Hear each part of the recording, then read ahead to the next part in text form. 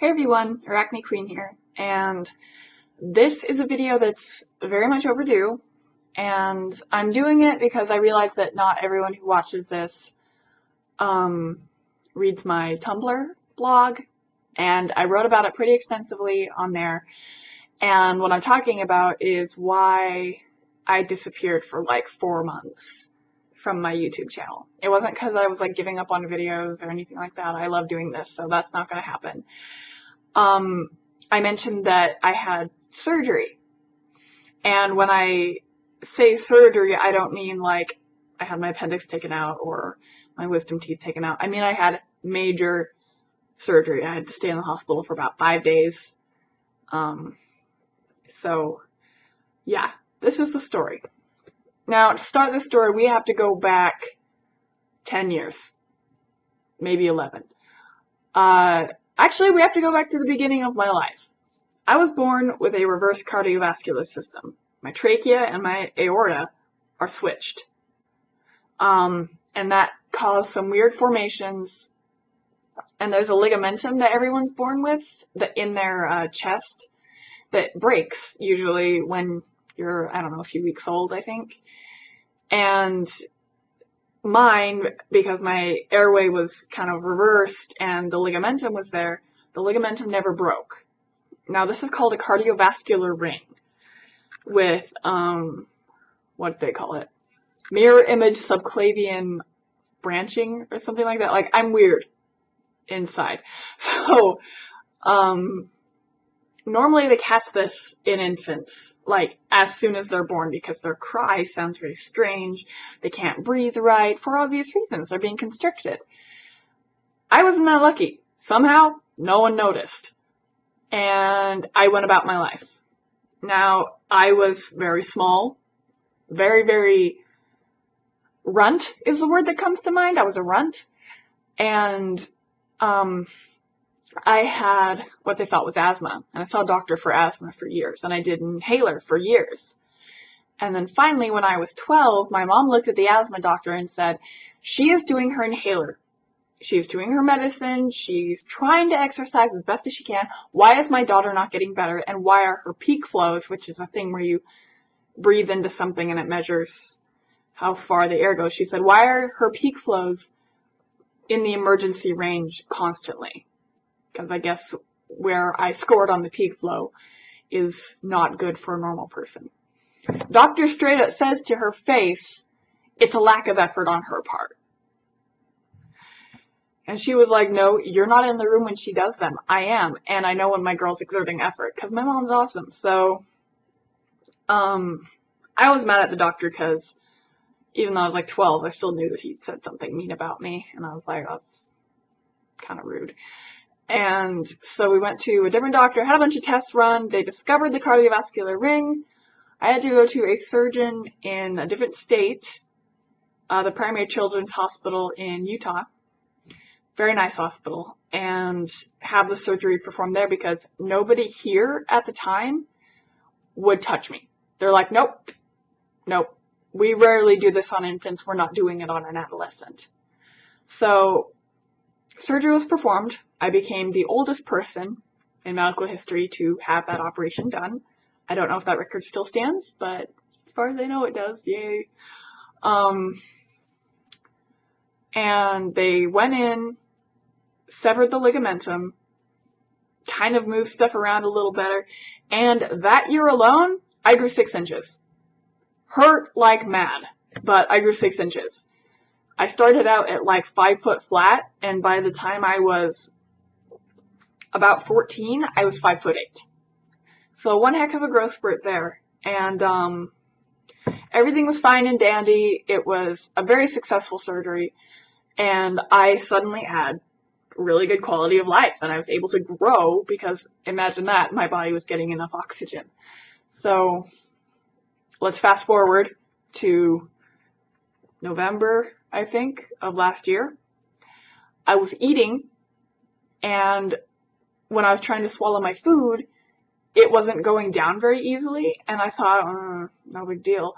But then I tried to swallow more food, and it got stuck. Straight up would not go down. And so long story short, I went to several doctors, and they determined after like doing an endoscopy where they stick a tube down your throat and everything that I had something, they didn't know what, but something making my esophagus constrict down to a centimeter, which no wonder I can't eat. So I was on a liquid diet for a while, and then finally we found a doctor, I guess within the 10 years since my first thoracotomy, the procedure's called. Since my first thoracotomy, we had this big team of cardiovascular surgeons move in to this area, and originally we were going to go to the first surgeon, but we looked him up for his contact information, and we came up with his obituary. Poor man, Dr. John A. Hawkins, passed away of pancreatic cancer. He wasn't very old at all, and he was an incredibly skilled surgeon. It's a shame that the medical community lost him and his family. But, so we figured we'd go to someone here because all of a sudden we had all these extremely qualified doctors. And it turned out that it was a bunch of, when they severed the ligamentum, they didn't remove it, so it grew throughout my chest cavity, and constricted things. They said there were bands starting to go over my heart, and there was a lot of scar tissue. Basically, they had to go into the original scar, the original incision, which is really, really old, and I was kind of weirded out that they were going to do that. But my incision is under my arm here, and it's really big, and it's still pretty sore. Like, it doesn't hurt on its own anymore, but I don't have much feeling there, and sometimes it does hurt. But they went in and basically had to spend 5 hours picking at scar tissue. So that must have been way fun. And I had to have an epidural for it, not the kind you have for giving birth, which is a lumbar epidural. I had a thoracic epidural, which they put between your shoulder blades. That was the scariest part of it all. Like, cardiovascular surgery, I can handle. I've had tons of surgeries. I can handle that, but an epidural, something going into my spine, that didn't sound like a fun time, but it really wasn't that bad. He did a really good job, the anesthesiologist or whatever. And it was very strange because for this kind of surgery, they have to, especially with an epidural, as soon as the surgery is done, they have to pull you out of the anesthetic. So you wake up in the operating room, and they say, okay, wiggle your toes, and you wake up with full memory of it. I remember all of it, and I kind of dozed in and out, and I was in the recovery room, I don't know how long, and they made me do quite a bit for just having major cardiovascular surgery. Like, they kept moving me up onto my other side to check my epidural and things like that, and that was extremely painful, and I kind of wanted them to just leave me alone so I could sleep, but oh well.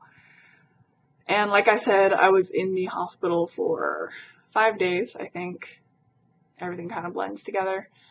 My husband stayed in the hospital room with me, slept on the couch, poor thing, and then he had to get up at 7 in the morning to go to work. And I got home, and unfortunately, I had to return to work a lot sooner than I should have, and it was pretty bad. Nothing got injured or ruptured or anything, but it was still pretty terrible. And my voice got messed up because when they were moving around in there, the laryngeal nerve, which is what kind of is a main part of your voice, mine is already damaged because I had another surgery about 8 years ago where they had to scrape the laryngeal nerve. So that changed my voice, and then in this one they had to move around the laryngeal nerve too. So after my surgery directly, I was croaking like a frog. It was horrible, and I was like that for 2.5 months. I was so discouraged. I didn't think I would ever get my voice back, and my voice still isn't like entirely the same anymore, but it's not that big of a deal. So yeah, that is why I disappeared, and it was for cardiovascular surgery. And so now those of you who don't read my Tumblr, which you should, because I do post some pretty cool stuff on there. And I do always post it in the description. Now you all know where I went, and it's an interesting story, and now I can eat whatever I want, and I don't have to have nasty protein shakes every day to keep my nutrients up, because I couldn't eat normal food. I hated those things. They were so disgusting.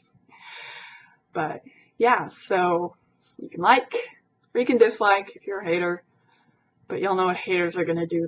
They're probably going to drink protein shakes.